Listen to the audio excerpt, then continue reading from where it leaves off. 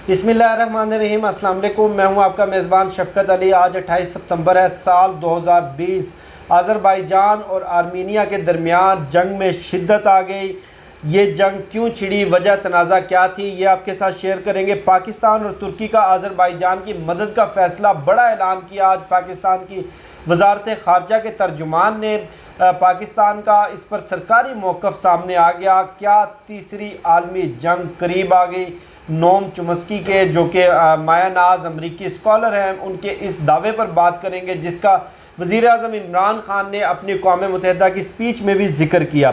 सबसे पहले आज़रबाईजान और आर्मीनिया के दरमियान ये जो जंग छिड़ी है, इस जंग के वजह तनाज़ा और असल बैकग्राउंड पर बात कर लेते हैं। ये 1980 में आज़रबाईजान और आर्मीनिया के दरमियान जंग शुरू हुई। 1991 में ये जंग अपनी शिद्दत पर पहुंच गई। 1994 में अमन मुआहिदा हुआ। अमन मुआहिदा होने तक आर्मीनिया ने आज़रबाईजान के 30% रकबे पर कब्ज़ा कर लिया।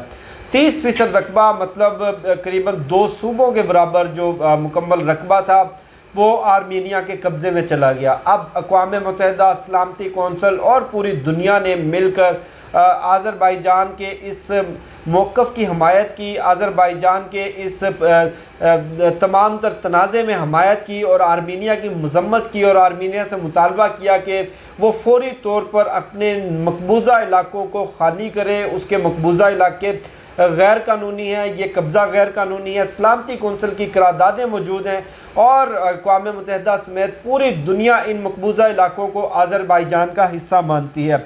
अब पाकिस्तान और आज़रबाईजान के दरमियान जो सफ़ारती ताल्लुकात हैं वो बड़े दोस्ताना हैं। पाकिस्तान दुनिया का दूसरा मुल्क था जिसने तुर्की के बाद आज़रबाईजान को तस्लीम किया, यानी कि तुर्की के तस्लीम करने के ठीक आधे घंटे बाद पाकिस्तान ने सफ़ारती तौर पर आज़रबाईजान को तस्लीम किया। उसके बाद से दोनों ममालिक के दरमियान बेहतरीन दोस्ताना और बरादराना ताल्लुकात चले आ रहे हैं। ताल्लुकात का बैकग्राउंड थोड़ा सा मैं आपको बताऊं। बेनज़ीर भुट्टो के दौर में आज़रबाईजान के वज़ीर आज़म हैदर अलियू ने पाकिस्तान का दौरा किया। उसके अलावा सदर मुशर्रफ के दौर में सदर मुशर्रफ ने आज़रबाईजान का दौरा किया। उस दौरे में उन्होंने आज़रबाईजान की पार्लिमान से तुर्क ज़ुबान में ख़िताब किया। अब ये ख़िताब जिसके बॉर्डर्स ईरान और मशरिक़ वस्ता में तुर्की के साथ लगते हैं, 85% इनका जो नस्ली ग्रोह है, 85% आबादी वो शिया सेक्ट से ताल्लुक़ रखती है और इनका जो झुकाव वो मशरिक़ वस्ता की सियासत में ईरान और तुर्की की जानिब माजी में बहुत ज़्यादा रहा है। अब जब वज़ीर आज़म इमरान ख़ान की हुकूमत आई 2018 में, उस वक्त पाकिस्तान को जिस माशी बहरान का सामना था, उस माशी बहरान में भी आज़रबाईजान ने हर मुमकिन तरीके से पाकिस्तान की मदद की और बड़ी पेशकश की कि आज़रबाईजान डेफर पेमेंट पे, यानी कि उधार $1.5 अरब का तेल पाकिस्तान को देने को तैयार है और उसके साथ साथ डेफर पेमेंट पर गैस भी पाकिस्तान को देने की बात की ताकि पाकिस्तान अपने ज़र मुबादला ज़खायर को यकीनी बनाए। अब ये जो एक सरहदी झड़पें तो इस मकबूजा इलाके में इस मुतनाज़ा तो नहीं कह सकते क्योंकि ये बैनुल अक़वामी तस्लीम शुदा अक़वाम मुत्तहिदा की सलामती कौंसल की तस्लीम शुदा करारदादों की रोशनी में यह आज़रबाईजान का कानूनी हिस्सा है। पूरी दुनिया इसको तस्लीम करती है।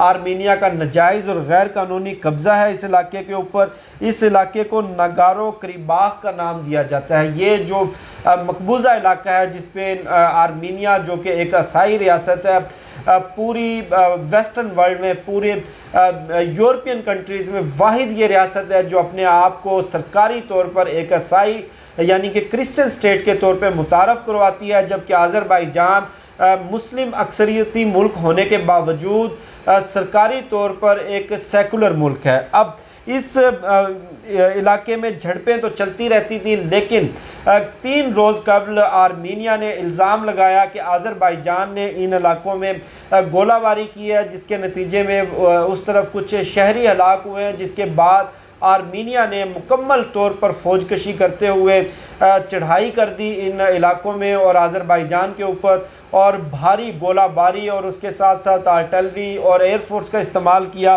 दोनों जानिब से आज़रबाईजान और आर्मीनिया दोनों ममालिक ने अपने अपने मुल्क में इस वक्त हंगामी हालत का, मार्शल लॉ का निफाज कर दिया है और मुकम्मल तौर पर अपनी अफवाज को मोबिलाइज़ कर दिया है एक मुकम्मल जंग के लिए।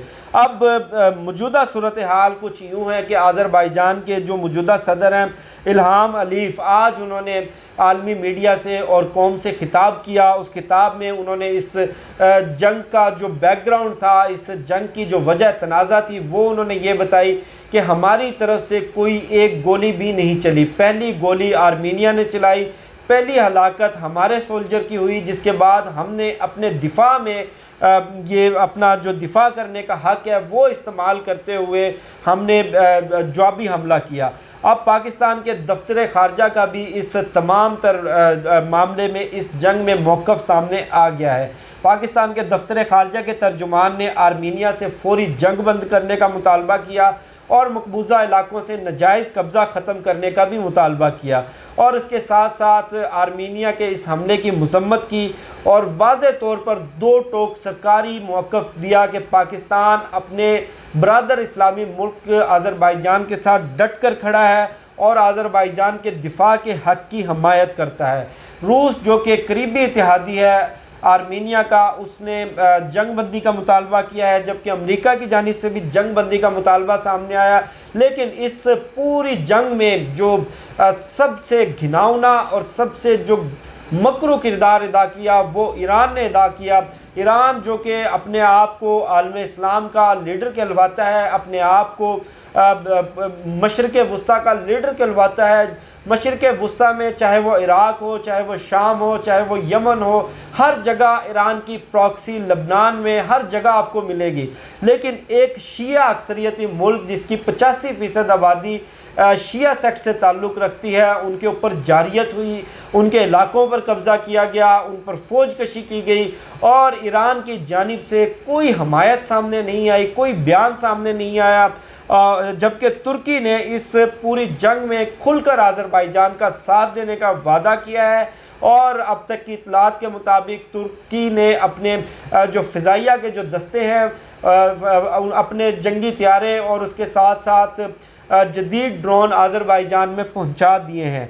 अब तक जो अपडेट्स हैं, उन अपडेट्स के मुताबिक जो आज़रबाईजान के सदर की जानिब से जो दावा सामने आया है, उन्होंने 4 अजला जो मकबूजा अजला थे जिनका कब्ज़ा आर्मीनिया के पास था वो आज़ाद करवाने का ऐलान किया है और उसके साथ साथ आर्मीनिया के 15 टैंक्स और 2 हेलीकॉप्टर और मुतअद्दद जो उनकी मिलिट्री साइट्स थी वो तबाह करने का दावा किया है।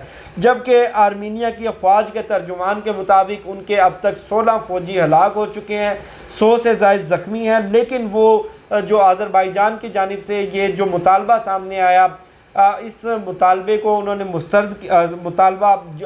दावा जो सामने आया मकबूजा इलाके खाली करवाने का, इस दावे को उन्होंने झुटलाया और गलत कहा कि ये इस तरह का कोई भी इलाका खाली नहीं करवाया गया। अब आर्मीनिया के वज़ीर आज़म ने तुर्की पर भी जारियत का इल्ज़ाम लगा दिया और ये कहा कि पूरी दुनिया तुर्की के ख़िलाफ़ उठ खड़ी हो, पूरी जो क्रिश्चियन वर्ल्ड है, हमारे जो करीबी इत्तेहादी हैं वो तुर्की की इस जारियत के ख़िलाफ़ उठ खड़े हों। जबकि तुर्की ने आर्मीनिया पर इल्ज़ाम लगाया कि आर्मीनिया पूरे ख़ित्ते की सलामती को दाव पर लगा रहा है, आर्मीनिया पूरे ख़ित्ते के अमन को दाव पर लगा रहा है। अब ये थी आज़रबाईजान और आर्मीनिया के जो अभी जंगी हालात चल रहे हैं उनकी अपडेट्स। नोम चुमस्की जो मायानाज अमरीकी स्कॉलर हैं, बड़े मशहूर हैं और अमेरिका के जो इस्टेब्लिशमेंट है उसके ऊपर वो कड़ी तनकीद करते हैं, उनका एक आर्टिकल सामने आया जिसका जिक्र वज़ीर आज़म इमरान खान ने अपने अक़वाम मुत्तहिदा की स्पीच में भी किया।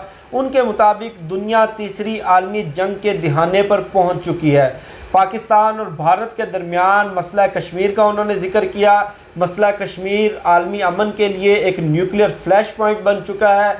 चीन और भारत की लद्दाख की टेंशन का जिक्र किया। चीन और भारत की जो टेंशन है वो पूरे ख़ित्ते को एक जंग की लपेट में ले सकती है, पूरे ख़ित्ते को अपनी तबाही की लपेट में ले सकती है। जबकि अमेरिका और चीन के दरमियान जो ट्रेड वार चल रही है, जो इल्ज़ामात की जंग चल रही है, जो साउथ चाइना सीज़ के ऊपर जो तनाज़ा चल रहा है, उस तनाज़े को उन्होंने मिलिट्री कन्फ्रंटेशन में तब्दील होने की पेशगोई की है।